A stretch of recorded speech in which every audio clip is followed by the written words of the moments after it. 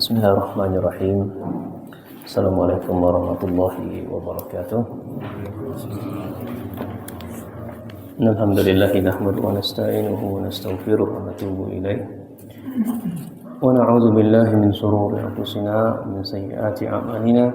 Man yahdihillahu fala mudilla lahu wa man yudlil fala hadiya lahu.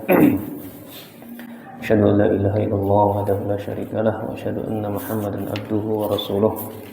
Wa sallallahu subhanahu wa ta'ala aymunna alaina bi'ilmin nafi' wa amalin salih wa yafaqina fid din wa aftalana futuhal arifi wa yarzuqna al-ikhlasa fil aqwali wal a'mali Allahumma amin. Ahibati fillah, ikhwan sekalian, dengan taufik Allah Jalla wa Ala, malam hari ini kita lanjutkan Kitabus Shalah dan kita masuk babus sifati shalah Nabi sallallahu alaihi wasallam. Ini bab tentang sifat salat Nabi sallallahu alaihi wasallam. Dalam bab ini Imam Ibnu Hajar Al-Asqalani rahimahullahu taala memuat dalam kitab Bulughul Maram ini lebih kurang 60 hadis. Ya, lebih kurang 60 hadis dia cantumkan dalam kitab beliau, menunjukkan bahwasanya betapa pentingnya seorang muslim memperhatikan setiap apa yang dibaca, apa yang dikerjakan di dalam salat. Dan Imam Ibnu Hajar Al-Asqalani ini adalah salah satu dari ulama besar dari mazhab Syafi'iyah. Ya. Oleh karena itu nanti kita akan sedikit mencoba mempraktekkan bagaimana salat menurut mazhab Syafi'iyah versi Al-Imam Ibnu Hajar Al-Asqalani. Ya, di sana ada lagi kitab yang lebih komprehensif lagi tentang sifat salat Nabi sallallahu alaihi wasallam ala mazhab Syafi'iyah, adalah kitab Syarh Muhadzab. Syarh Muhadzab karya Imam An-Nawawi rahimahullah. Al-Imam Nawawi dengan Imam Ibnu Hajar Asqalani yaitu rentan hidupnya 140 atau 110-an tahun jaraknya. Artinya Imam Ibnu Hajar Asqalani tidak berjumpa dengan Imam An-Nawawi rahimahullah taala.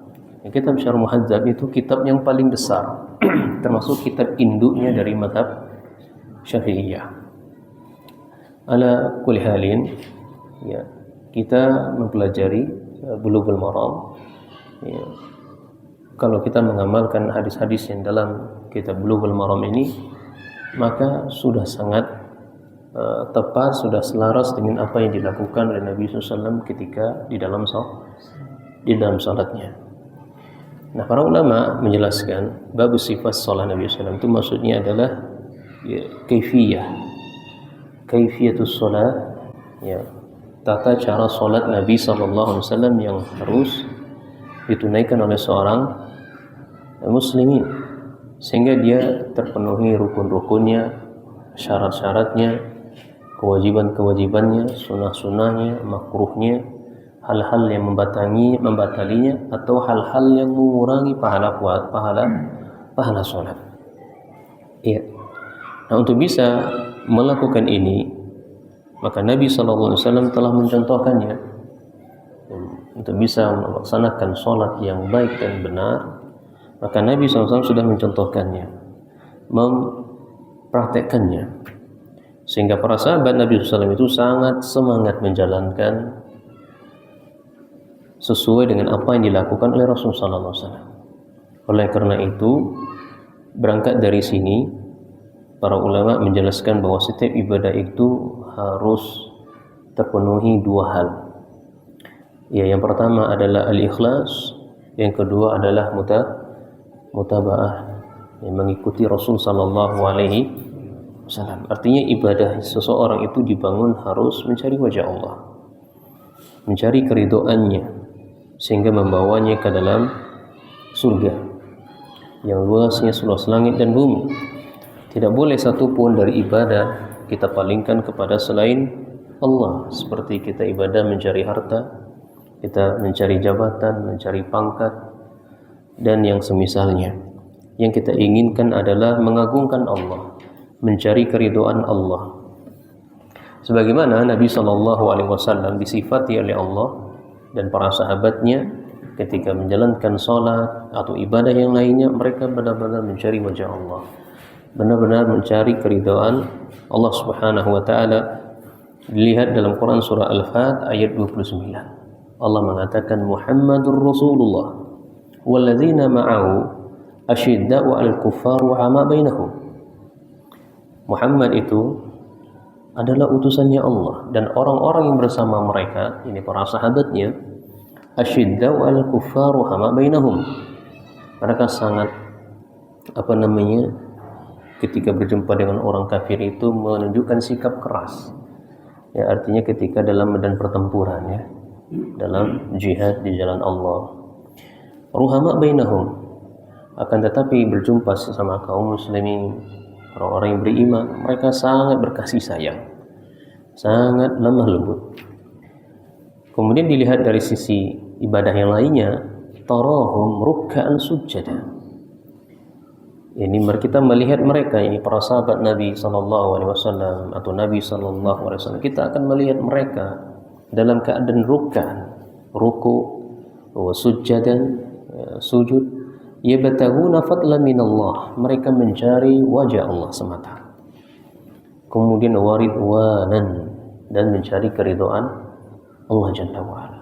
Maka teranglah bagi kita Nabi dan para sahabat yang disifati oleh Allah ketika mereka ibadah, tujuan mereka untuk mencari wajah Allah dan mencari keridhaannya, dan jauhi hal-hal sifatnya duniawi.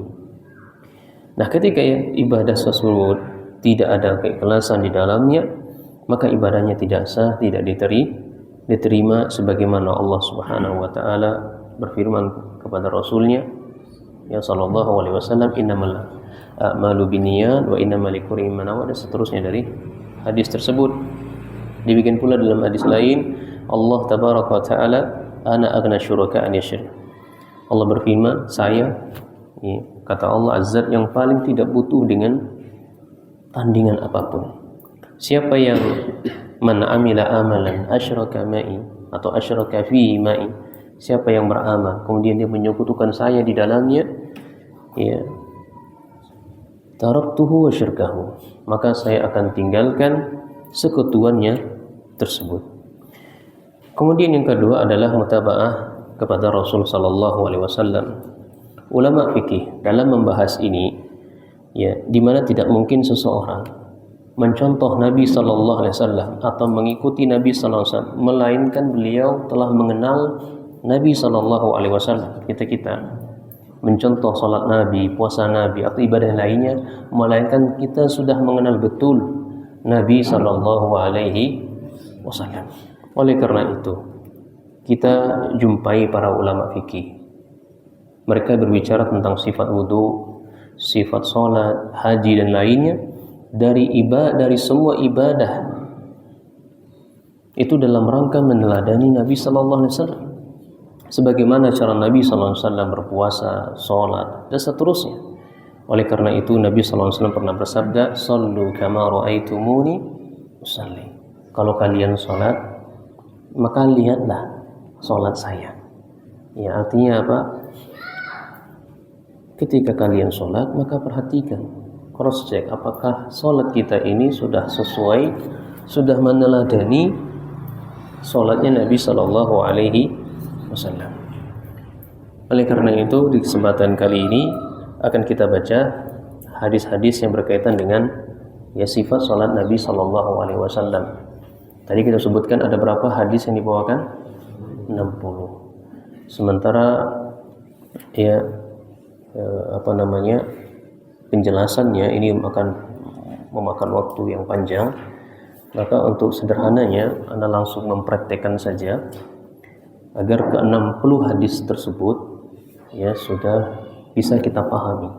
Tapi kalau kita duduk, kita kaji bareng-bareng, ini makan waktu yang panjang. Ya, belum tentu umur saya atau umur kita sampai ke situ sementara kita belum ngerti bagaimana Nabi Sallallahu Alaihi Wasallam sholat. Nah,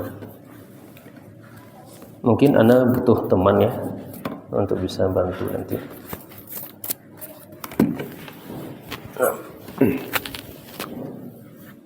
Bismillah. Ini aja. Jadi Nabi SAW langsung saja taruhlah kiblat sana ya. Taruhlah kiblat sana. Nabi SAW ini versi Imam Ibnu Hajar Al-Asqalani dalam kitab Bulughul Maram. Ya. Nanti kalau kita tidak jumpai, misalnya kita melakukan sholat tidak sebagaimana yang kita lakukan, ya mungkin ada dalam riwayat lain. Kita fokusnya dalam kitab Bulughul Maram. Ya. Jadi Nabi SAW sholat itu pertama kaki beliau nggak terlalu lebar, jangan kayak begini ya. Ya, dia menyesuaikan postur tubuh. Ya. Kalau tubuh anak seperti ini, sebesar ini ya, maka secukupnya seperti ini. Ya, ini cukup. Jadi jangan begini. Ya, secukupnya. Kemudian Nabi SAW itu jari jemarinya menghadap semuanya ke kiblat. Badannya juga sedang menghadap ke kiblat. Kemudian Nabi SAW ya, mempersiapkan sholatnya sambil beliau memasang niatnya itu Nabi SAW ada di dalam hati ya.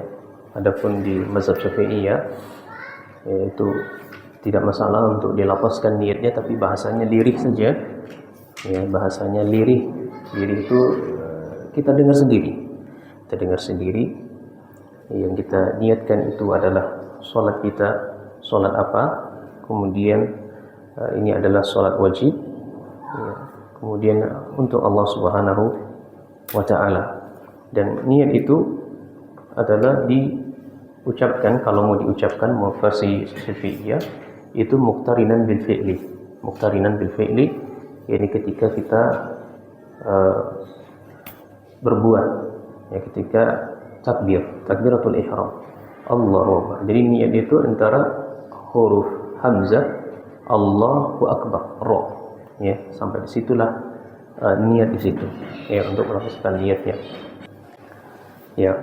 Yang pertama adalah takbiratul ihram Allahu Akbar ya. Jadi sejajar bahu dengan tangan dengan bahu ataupun pundak. Nah, kemudian ada versi lain yang sejajar dengan telinga Allahu Akbar. Tapi di Bulughul Maram tidak disebutkan hadisnya. Ya, di Bulughul Maram mazhab Syafi'iyah sebahu Allahu Akbar, ini telapak tangan menghadap ke kiblat. Jadi bukan begini ya, tapi harus ya Allahu Akbar. Dengan sebab bukan begini ya. Nah, tapi harus segini. Allahu. Nah. Dan tempat Allahu Akbar itu atau takbir itu kapan dimulai? Ini boleh ya. Tidak ada memang ada sebagian yang tidak mengizinkannya. Tapi ini perkaranya lapang ya. Kapan mengucapkan takbir itu? Boleh kita mengucapkan Allahu Akbar dulu baru angkat tangan. Allahu Akbar. Ya kan? Atau berbarengan Allahu Akbar. Atau yang kedua ya, atau yang ketiga Allahu Akbar. Nah, jadi ada 3 versi, itu boleh semua. Meskipun sebagian yang lain ada yang menyalahkan, tidak mengizinkan. Nah, tapi di Syafi'iyah semua itu perkara lapang, boleh saja ya, hal itu diucapkan mulai di awal Allahu Akbar, dari awal Allahu Akbar baru dia takbiratul ihram, atau di berbarengan, atau ya takbir dulu baru Allahu Akbar. Kemudian setelah itu sedekatnya Nabi SAW itu adalah ya ala sadri sini ya. Karena Nabi SAW Allahu Akbar. Dan kemudian dalam hadis itu antara ini kita genggam di kalau besar itu ya, yang benjolan sini kita genggam. Ya, kita genggam. Nah, ini bisa dipahami ya. Memang ada dalam riwayat lain, tapi di kitab Bulughul Maram tidak disebutkan. Nah, jadi kita sepaham takbiratul ihram ala Ibnu Hajar al-Asqalani Syafi'iyah, Allahu Akbar, ya di atas dada, bukan di atas dada begini. Ini bukan di atas dada namanya lagi kan, ya, tapi dijelaskan oleh para ulama itu adalah di atas pusat, memang ada di pusat, ada di bawahnya itu, ya. Tapi yang muktamad, yang disepakati Syafi'iyah adalah di sini. Nah, ini berbicara berkaitan dengan gerakannya. Nah, kemudian setelah itu dia membaca iftitah. Iftitah ini banyak ragamnya. Allahumma baik boleh, wajhatu wajhiyya juga boleh, seterusnya semuanya ada di Syafi'iyah. Semuanya ada. Kemudian setelah itu dia membaca a'udzubillahi minasyaitonir rajim, ya, atau a'udzubillahi min samiil alim, dan seterusnya. Kemudian baca Bismillahirrahmanirrahim. Yang versi Ibnu Hajar itu bismillahnya tidak dijaharkan, ya, bismillahnya tidak dijaharkan. Menurut muktamad itu dijaharkan. Karena apa? Karena basmalah itu bagian dari Al-Fatihah. Oleh karena itu, ikhwan coba lihat di Al-Fatihah dalam surah Al-Baqarah, Bismillahirrahmanirrahim, ayat 1 atau berapa? Dimuat ayat ke 1. Coba lihat, tolong Mas Anto, coba dibuka Al-Fatihah. Bismillahirrahmanirrahim, ayat berapa?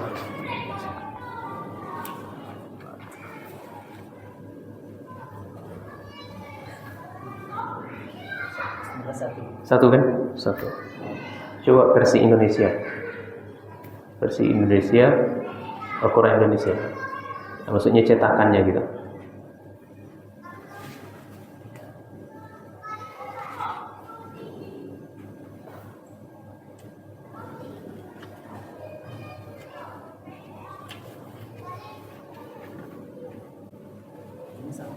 Ayat 1 juga.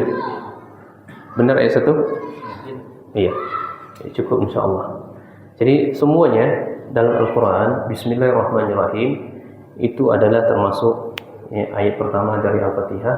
Sehingga beranjak dari sini, ya, bukan hanya mazhab Syafi'iyah yang menjaharkan basmalah, ya, harta dari ulama seperti Hanabilah pun menjaharkan basmalah, ya, bismillahnya dijaharkan, Bismillahirrahmanirrahim.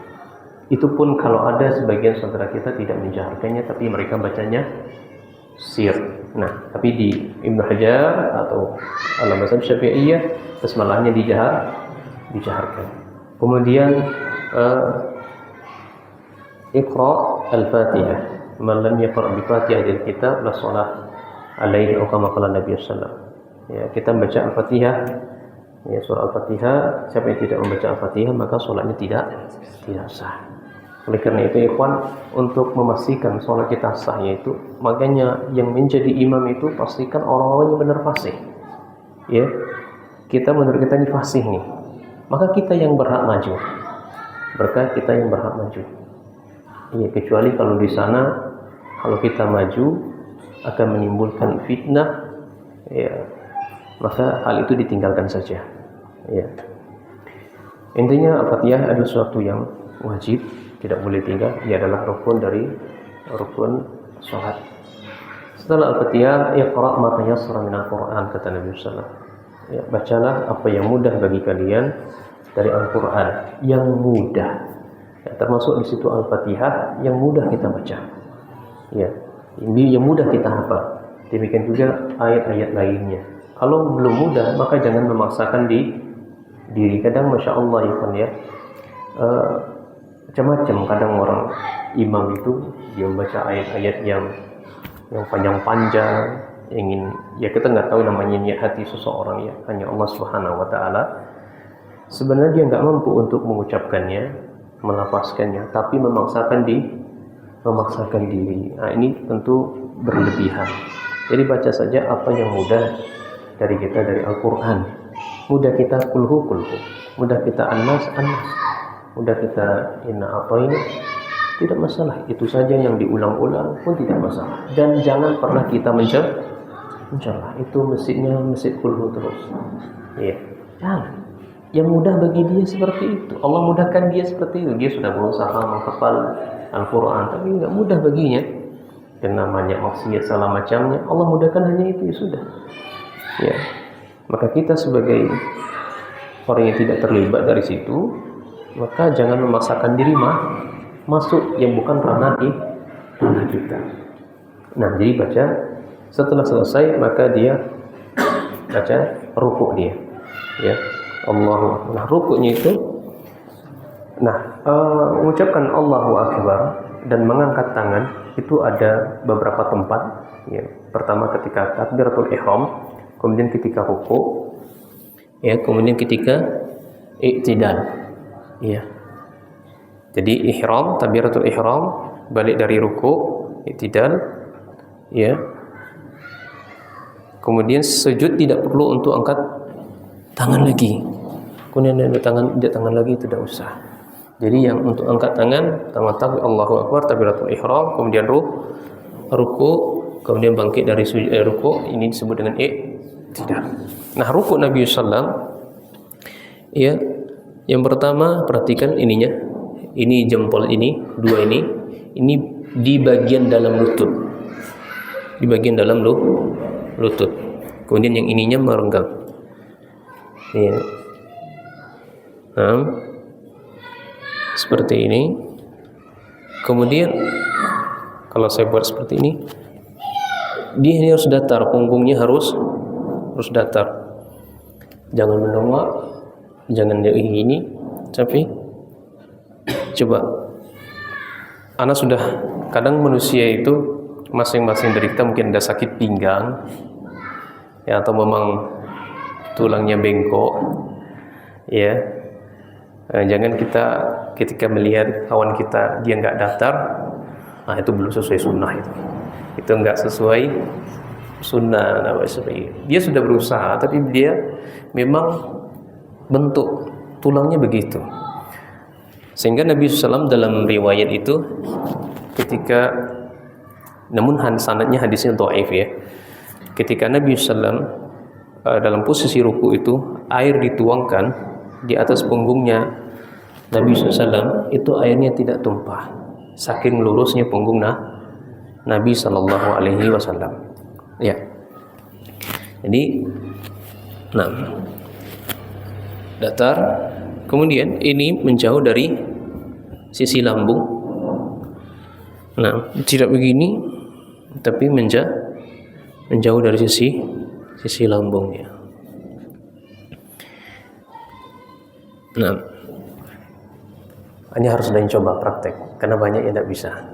Mas Hamdi lah, atau nah, biar langsung dipersek lurus atau tidak. Kadang kita yang praktek, yang pendengar enggak begitu. Jangan terlalu besar kakinya tadi. Kakinya terlalu besar, terlalu lebar. Nah, so, kalau saya lihat ini punggung tidak datar. Tadi punggung Anda datar atau tidak? Hah? Datar? Nah, ini mungkin ada harus terapi tulang dulu caknya. Ya, kalau tumpahin air sini caknya tumpah. Ya Mas Andi ya. Jangankan tumpahin air Mas Andi, ini aja tumpah Mas Andi ya. Jadi agak luruskan lagi Mas Andi. Wah, enggak bisa. Agak sakit ya. Akhir insyaallah. Tapi intinya berusaha untuk jazakallah khair. Jadi benar-benar datar. Datar ya? Datar. Nah, kemudian setelah ruku, kemudian i'tidal. Nabi SAW sambil mengucapkan Sami Allahu liman hamidah, sejajar lagi dengan ini. Adapun bacaan rukuk tadi di versi Syafi'iyah, ya subhana rabbiyal azimi wa bihamdih, dan riwayat lain subhana rabbiyal azim, dibaca tiga kali. Kemudian setelah itu rukuk. Ya. Menurut Ibnu Hajar Al-Asqalani dalam Al-Qalam, itu rukuknya adalah lutut terlebih dahulu. Ya, lutut terlebih dahulu, kemudian baru tangan, baru kemudian sujud. Iya, yang menempel ke bumi itu 7 anggota tubuh.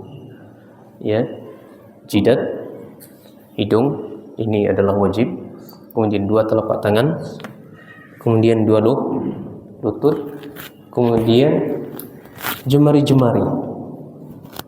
Ya, jari jemari. Nah, itu harus, dan jumhur, bukan mazhab Syafi'i, ya saja jumhurnya, ya, itu kaki itu tidak dirapatkan, direnggangkan sesuai dengan ukuran kita sujud. Ini jumhur para ulama. Saya tidak bicara Syafi'iyah, tapi jumhur mereka, ya, yang merapatkan sebagian pendapat saja. Seperti ulama, ya, Syekh Albani rahimahullah, ia berpendapat seperti itu.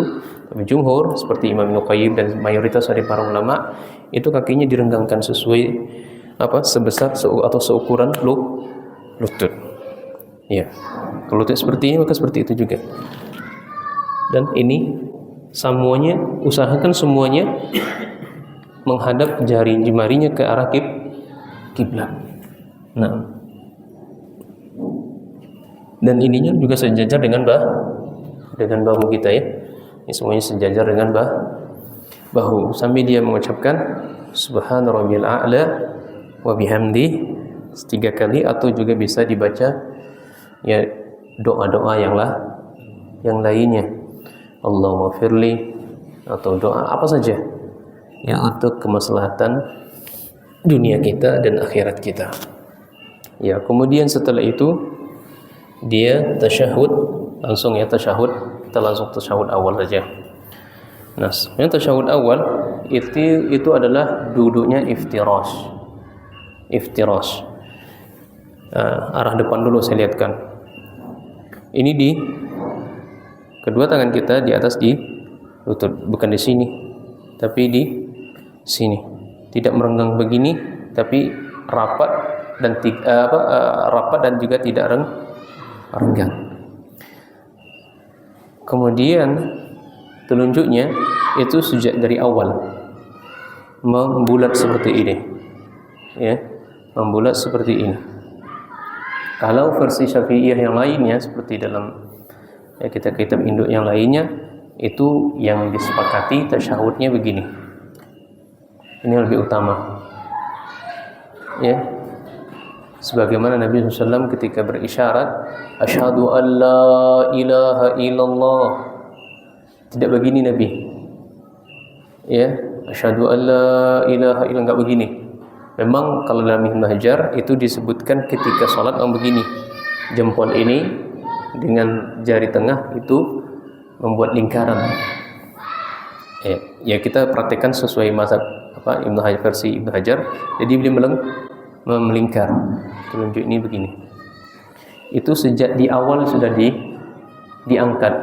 Sejak di awal sudah diangkat. Nah, dan yang dibaca adalah, ini versinya banyak. Bisa at-tahiyatu lillah, at-tahiyatu wassalawatu thayyibatu lillah, dan seterusnya. Ini banyak ragamnya. Tasyahud awal itu sampai asyhadu an la ilaha illallah wa asyhadu anna muhammadan, enggak ada salawat Nabi. Nah, baru setelah itu tasyahud. Nah, kemudian iftirasnya tadi, ya, yang jumhur adalah begini, ya, yang mazhab Syafi'iyah yang lebih kuatkan adalah afdalnya begini, ya, di apa namanya, antum namanya, intinya tumitnya ditegakkan, ininya menghadap, ya. Tapi kalau kesulitan, mungkin ada kesakitan, mungkin kakinya ada cantangan sakit mungkin, maka ada versi lain di Syafi'iyah seperti ini. Ya, seperti ini. Yang tidak boleh itu begini. Ya, menyilang. Yang di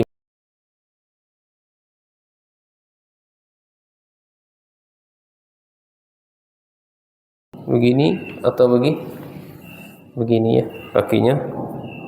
Nah, kemudian setelah itu tasyahud akhir, maka kita tinggal selangkan saja kita bertumpu di kaki kiri. Kalau tadi kaki kiri apa? Kita dudukkan. Kalau itu tasyahud awal, kalau tasyahud akhir kita julurkan ke. Nah, kemudian setelah itu ya baca-bacaan tahiyat, kemudian doa-doa dan salam berlindung dari api neraka. Ya Allahumma inni ala zikrika wa syukrika wa husni ibadatik. Kemudian doa-doanya lainnya, dia baru kemudian assalamualaikum warahmatullahi wabarakatuh. Ya langsung, tidak tunggu dulu. Ya, kadang sebagian orang nunggu dulu begini baru assalamualaikum. Tidak seperti itu ya. Ya assalamualaikum warahmatullahi, assalamualaikum warahmatullahi. Nah, kapan makmum juga ngikutin? Ketika ya assalamualaikum sudah selesai dari pertama, mereka langsung mengikuti. Nah, setelah itu langsung berzikir astagfirullah. Ya, di Syafi'iyah itu zikirnya keras. Di Syafi'iyah itu zikirnya keras. Bahkan bukan di Syafi'iyah saja, seperti Utsaimin dan juga Syekh Shalih Fauzan, ya mereka zikir setelah sholat itu bacaannya keras. Astagfirullah, astagfirullah, astagfirullah. Allahumma antas salam wa minkas salam, tabarakta ya dzal jalali wal ikram. Bacanya keras. Nah, kemudian ya zikir-zikir yang lainnya. Sebagaimana dari Ibnu Abbas, ya, karena Nabi SAW berzikir itu yarfa'u sautah. Beliau mengangkat suaranya. Ud'u rabbakum khufyatan wa tadarruan. Ya, berdalilkan dengan ayat itu, ya, berzikirlah kalian kepada Allah Subhanahu wa taala dengan khasyah wa tadarruan. Ya, maksudnya adalah dengan mengangkat suara. Wabillahi taufik. Singkat, sederhana, ya, sifat salat Nabi ala Syafi'iyah menurut versi Imam Ibnu Hajar Al-Asqalani. Jadi 60 hadis sudah selesai. Ada satu hal yang saya lupakan, misalnya bagaimana orang yang baru masuk Islam, dia nggak tahu cara bacaannya, atau orang yang sudah Islam tapi nggak tahu ngaji, bagaimana sholatnya?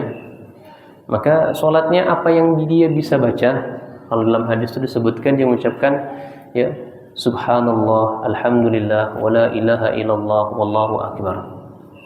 Ya, subhanallah, walhamdulillah, wala ilaha illallah, wallahu akbar.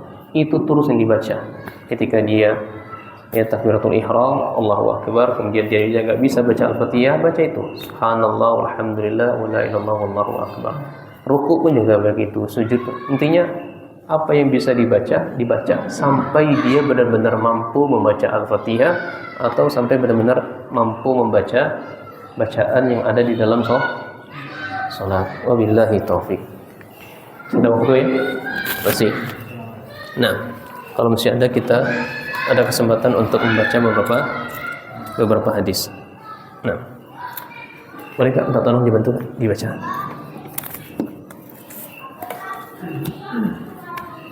An Abi Hurairah radhiyallahu anhu anna Nabiyya sallallahu alaihi wasallam qala idza kunta ila sholati fa asbiqil wudu thumma istaqbilil qiblata fakabbir thumma iqra ma tayassara ma'aka minal Qur'an thumma hatta tatma'inna raki'an thumma hatta ta'tadila qa'iman thumma isjud hatta tatma'inna sajidan summa hatta tatma'inna jalisan summa sujud hatta tatma'inna sajidan. Iya.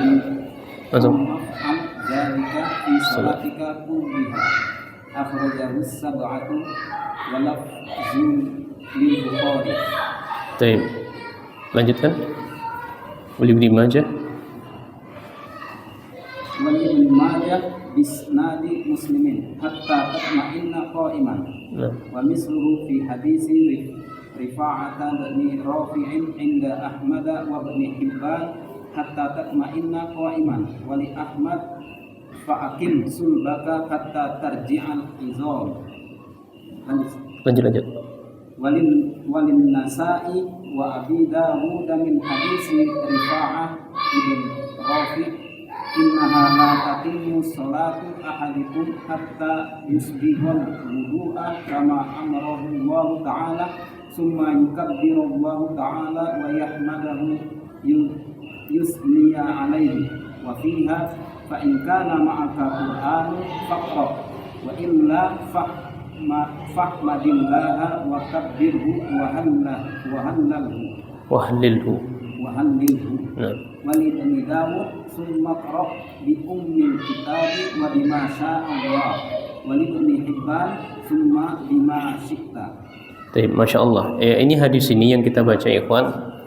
Ini hadis yang menjelaskan tentang rukun-rukun salat atau sebagian hal-hal yang diucapkan dengan keras di dalam salat. Disebut rukun salat. Ya, kenapa disebut rukun salat? Karena dia dikerjakan di dalam salat. Beda dengan syarat. Kalau syarat itu dikerjakan di luar salat, seperti wudu. Ya, itu dikerjakan bukan di dalam tapi di luar salat. Kalau rukun itu di dalamnya, seperti yang sebutkan dalam hadis itu, seperti takbiratul ihram, membaca ayat Al-Qur'an, ya. Itu semuanya di dalam salat. Oleh karena itu, berdasarkan dalil yang kita baca di atas, rukun salat itu sangat penting bagi salat. Siapa yang tertinggal atau sengaja meninggalkannya, maka salatnya tidak sah. Oleh karenanya, kita akan sebutkan secara ringkas ya sifat salat atau tata cara salat dalam bacaannya. Yang pertama takbiratul ihram. Itu rukunnya. Ya, sifat salat atau tata cara bacaan dalam salat yang pertama adalah takbiratul ihram. Sebagaimana Nabi SAW sebutkan, summastaqbil qiblah, kalian menghadap kiblat, fakabbir, maka bertakbirlah. Kemudian dalam hadis tersebut juga dikatakan kama amarallahu summa yukabbirullah. Ya, sebagaimana Allah perintahkan, kemudian kalian bertakbirlah kepada Allah Subhanahu wa taala. Ini lafaz Allahu Akbar. Jadi selain lafaz Allahu Akbar ketika diucapkan maka tidak sah. Misalnya maknanya sama, Allah Maha Besar.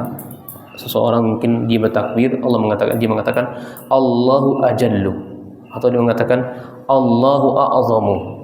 Sama-sama artinya Allah Maha Besar atau sama-sama Allah Maha mulia. Siapa yang mengucapkan itu kita kata beritahu tidak sah. Yang sah ada Allahu Akbar. Iya. Kemudian rukun yang bacaan dalam salat yang lainnya adalah membaca Al-Fatihah, ya, baik bagi imam maupun salat sendirian atau makmum. Di mana Nabi SAW mengatakan summa iqra' ma tayassara minal Qur'an. Ya. Kemudian bacalah apa yang mudah dari kalian, ya bagi kalian dari Al-Quran. Ya, para ulama menjelaskan hal yang mudah dibaca dalam Al-Quran adalah Al-Fatihah maksudnya. Jadi Syekh Abdullah Fauzan dalam kitab Minhatul Alam itu disebutkan maksudnya adalah Al-Fatihah. Yang mudah kita hafal dalam Al-Quran itu Al-Fatihah atau ayat-ayat yang lainnya yang mudah untuk kita hafalkan. Iya. Pada surat yang lain setelah Al-Fatihah kita baca surat yang lain, ya summa qra' bi ummil Qur'an wa bima syaa. Bacalah ibunya Al-Qur'an, ibunya Qur'an dan Al-Fatihah, kemudian apa yang Allah kehendaki. Kemudian li Ibni Hibban summa bima syi'ta, ya bacalah apa yang engkau kehendaki. Artinya bacalah dari Al-Qur'an apa yang mudah. Supaya kita katakan jangan terlalu memberatkan diri. Nah, bagaimana seseorang yang tidak bisa membaca Al-Quran? Tadi sudah disebut, kita baca dalilnya. Ya, bagi orang yang tidak bisa membaca Al-Quran, dia misalnya baru masuk Islam atau sudah Islam tapi nggak pernah diajari selama ini baca Al-Quran, maka ada jalan solusi ditawarkan oleh Rasulullah SAW. Kata Nabi SAW, fa inna kana ma'akal Quran faqra. Kalau dia ada bekal Al-Quran, baca. Wa illa, kalau nggak ada bekal dari Al-Quran, fahmadillah, maka bertahmidlah kepada Allah, mujilah Allah. Ini alhamdulillah, atau ya wakabbirhu, takbir kepada Allah, wahallilhu, dan bertahlil. Ya, Allahu akbar, Allahu akbar, Allahu akbar. Ya, kemudian dia bertahlil la ilaha illallah, la ilaha illallah. Itu terus yang dibaca dalam salat. Kemudian dia mengucapkan apa? Alhamdulillah, alhamdulillah, alhamdulillah. Ini sah salatnya. Bagi siapa tadi?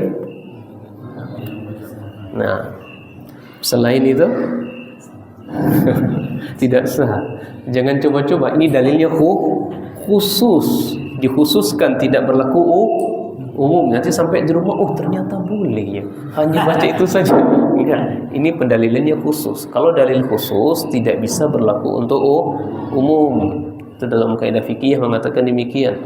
Nah, kemudian dalam riwayat dikatakan subhanallah walhamdulillah wala ilallah wallahu akbar, atau wala haula wala quwata illa billah. Nah, kemudian yang ketiga ada ruku dan sujud serta tumakninah. Tumakninah itu artinya tidak tergesa-gesa, tenang, ya, sampai-sampai para ulama kisaran berapa kita harus menunggu. Ya, kisaran berapa? Dikira-kirakan saja. Ya, intinya tidak Allahu akbar, Allahu akbar, Allahu akbar, Allahu akbar. Nah, jangan kayak seperti patok ayam. Ya, ada jeda begitu. Misalnya subhana rabbiyal a'la wa bihamdi, subhana rabbiyal a'la wa bihamdi, subhana rabbiyal a'la wa bihamdi. Jelas apa yang kita baca. Tahu kita maknanya. Itu apa yang kita baca begitu kan? Jadi orang-orang yang menghadirkan sholatnya itu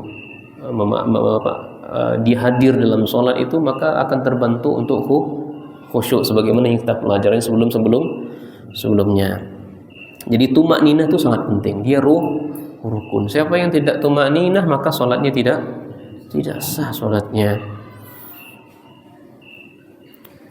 Apa kata Nabi SAW? Summa hatta ta'mina raki'an, kemudian ruku sampai dia benar-benar tumakninah dalam rukuknya dan seterusnya, sujudnya, sampai dia benar-benar tenang.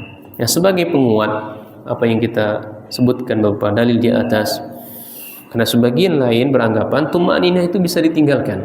Sebagian pendapat mengatakan demikian, bisa ditinggalkan. Maka pendapat yang ini ya kita acuhkan saja, tidak kita anggap ini tentu menyelisihi dalil Nabi SAW. Ini pendapat ini tidaklah benar. Di mana Nabi SAW mengatakan, ya aswa'un nasi syirqatan allazi yasriku fi shalah. Ternyata dalam salat itu pernah orang mencuri. Ya, dalam salat pun bisa dikatakan seorang pencuri. Bagaimana? Para sahabat berkata, ya Rasulullah, kaifa yasriku fi sholati? Bagaimana ya Rasulullah, kok dalam salat bisa orang mencuri? Kata Nabi SAW, la yutimmu ruku'aha wa sujudaha. Dia tidak menyempurnakan rukuknya, dia tidak menyempurnakan sujudnya. Atau qala la yuqimu solbuhu atau solbahu fir ruku'i was sujud.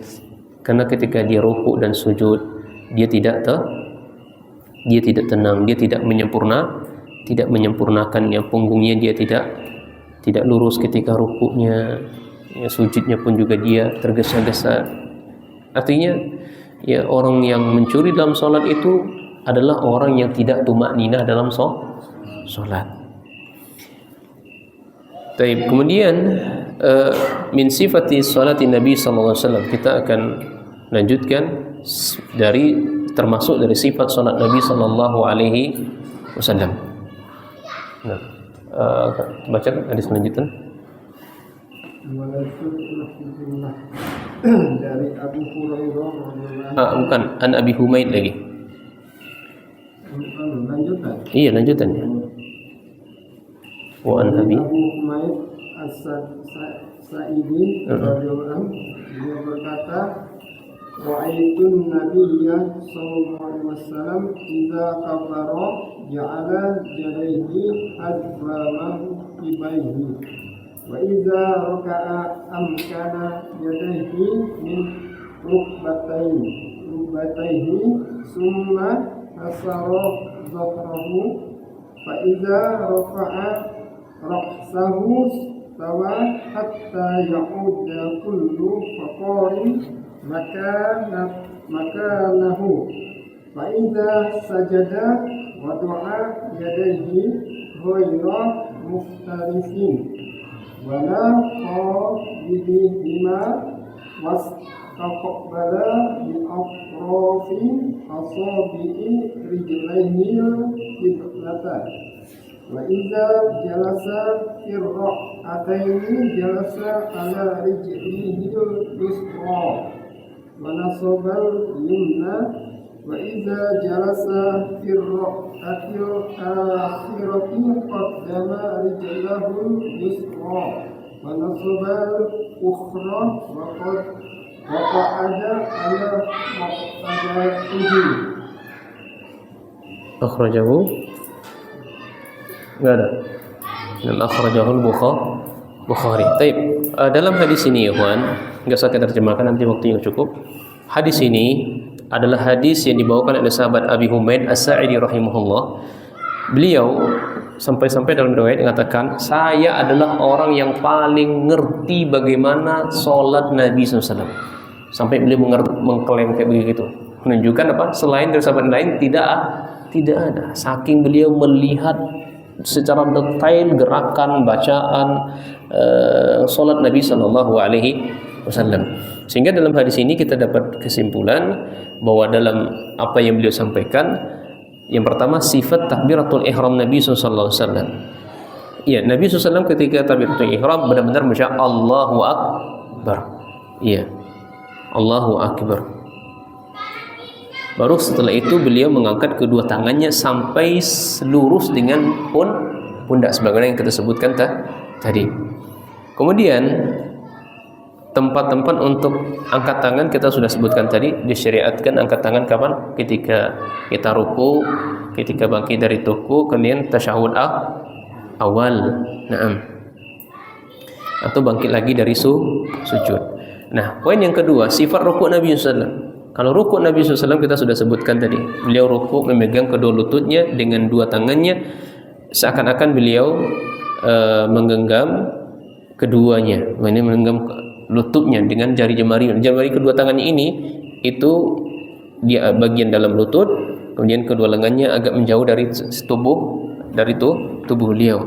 Serta kepala beliau tidak menunduk terlalu rendah dan tidak pula terlalu tinggi, menunggak kita sebutkan tadi. Beliau rukuknya sangat datar.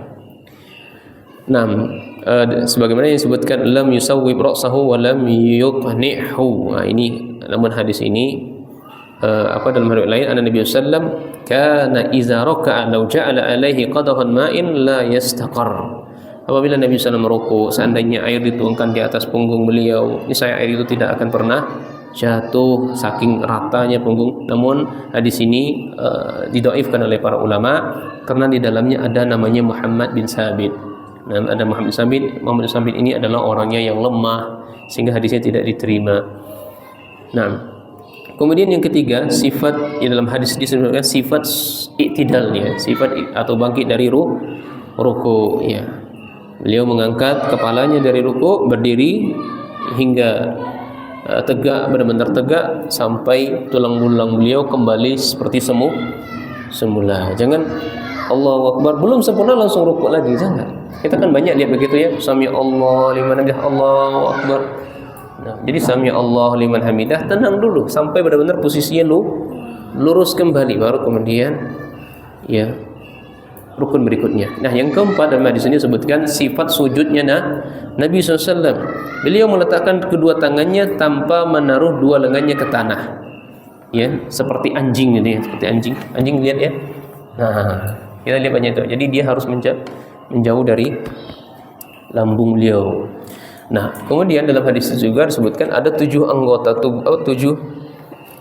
tubuh yang wajib menyentuh ke bumi, dahi, hidung, kemudian kedua telapak tangan, kedua lutut dan jari jari jemari. Nah, setelah itu yang kelima adalah sifat tasyahud awal. Ya, tasyahud awal sudah sebagaimana hadis yang kita baca, ya, dan juga kita sudah praktekkan dan Rasul sudah paham. Wa iza jalasa fi rak'ataini jalasa ala rijlihi yusra wa nasaba al-yumna. Apabila kita duduk di antara dua rakaat itu tasyahud awal, beliau duduk di antara kaki kirinya, jadi kaki kiri kita dudukkan, dan wa nasaba al-yumna, kaki kanan itu maksudnya tumit kanan itu kita tegakkan. Nah, adapun posisi telunjuk, ya, dalam posisi telunjuk wa kana yushiru bi asma'i idza da'a wa la yuharrikuha, tidak menggerak-gerakkannya. Nabi sallallahu alaihi wasallam itu tidak menggerak-gerakkan begini atau ini, kalau lagi ini menggoyang namanya ekstrim ini. Ada yang begini, subhanallah, di samping anak begini, so. Ini batal salatnya begini ya. Nanti akan datang riwayatnya ya. Batal. Ini bergerak berapa kali. Ya, kalau dalam riwayat itu, dalam riwayat lain memang ada bergerak, itu hanya sesekali saja. Ya. Sekali saja. Nah, jadi beliau memberi isyarat dengan telunjuk ketika berdoa dan tidak menggerakkannya. Dalam bacaan tahiyatul awal atau syahud awal itu tahiyatul lillah wa salat dan seterusnya. Nah, kemudian tasyahud akhir ini maksudnya adalah duduknya tawarruk sebagaimana kita sudah praktekkan tadi. Demikian, wabillahi taufik, semoga Allah mengampuni kita dan ana minta maaf kepada ikhwan sekaliannya. Nah, kita tutup dengan doa kafaratul majelis. Subhanakallahumma bihamdika asyhadu an la ilaha illa anta astaghfiruka wa atubu ilaik.